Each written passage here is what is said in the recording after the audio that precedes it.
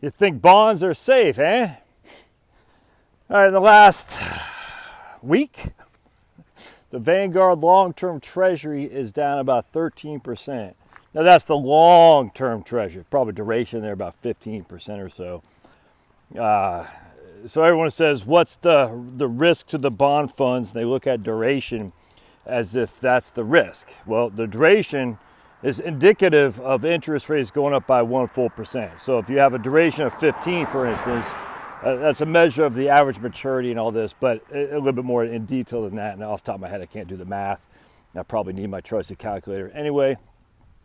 But if the duration is 15, a 1% increase in interest would drive the price of the fund down by 15%.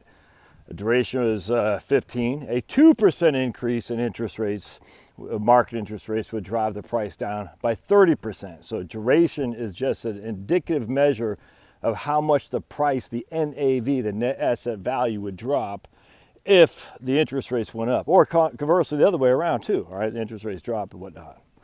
All right, so what happens here is we have the Fed cutting the interest rates by 50 basis points. And that, I don't know what the duration of the long-term Treasury is. I imagine it's not even 15. I imagine it's probably 8 or something like that. Off the top of my head, I don't know. But that had nothing to do with the price. The price went down, not because the Fed cut interest rates, because that would increase theoretically if the interest rates were contingent, if the prices were contingent on interest rates, the long-term Treasury would have jumped up in value. Now, it did jump up in value significantly the week before this past one we just went through. Had nothing to do with the Fed, right? Had nothing to do with that. It had to do with the risk on and risk off. People buying up the treasuries as a way to protect themselves from the chaos that came next week, the following week.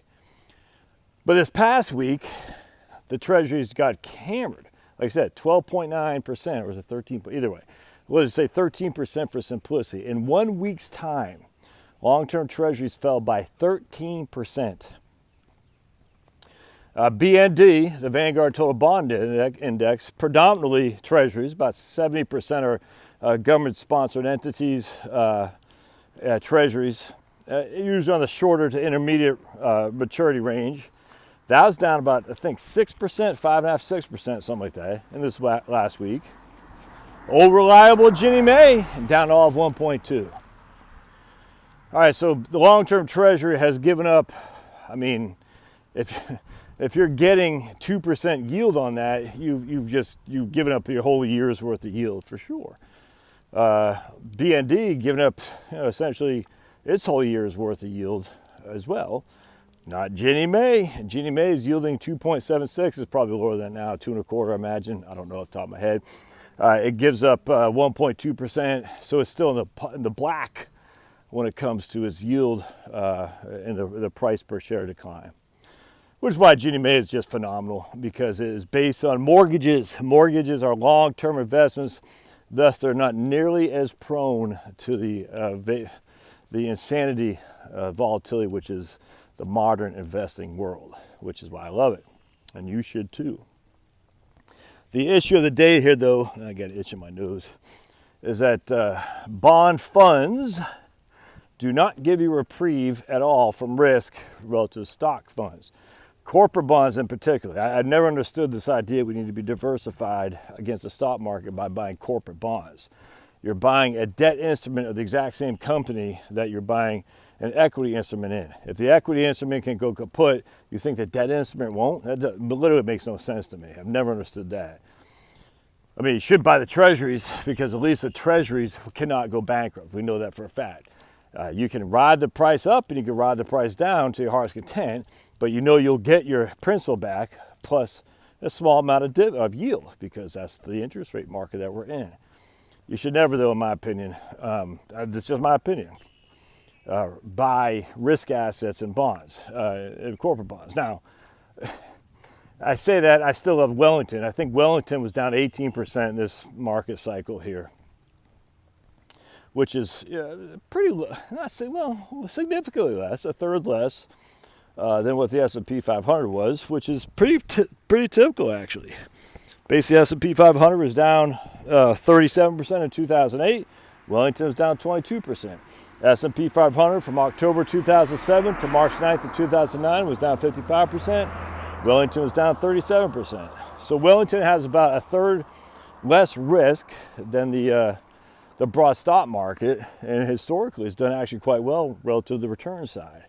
I don't know if that will continue, I have no idea, but that's why I like Wellington. Now, one of the reasons it does, it focuses on dividend-paying stocks, A, and it will have some corporate bonds in there, probably some real estate investment trusts and whatnot.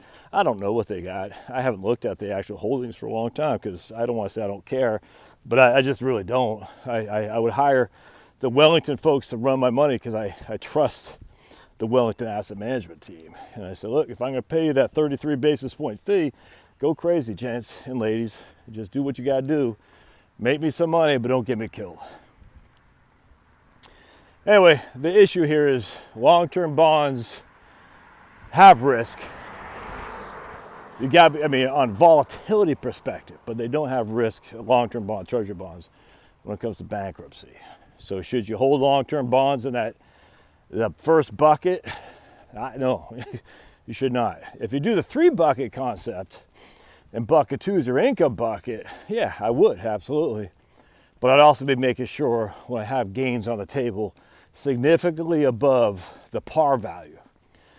I buy a bond at 100, it matures at 100. A couple years down the road because interest rates fall off a cliff or because panic ensues, the bond is trading at 115, I think you got to liquidate a good portion of that if you have a bond mutual fund.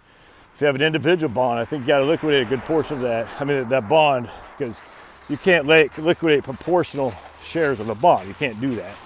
I think you got to liquidate though in order to take advantage of it while it's up. As I said in my videos at the beginning of the year, take some gains off the table from your bonds. I think I liquidate and roll that to stocks that are down for sure, but I think it might be a little bit late to do that now. Anyway, interesting stuff. Thoughts, comments, share them down below. Thanks.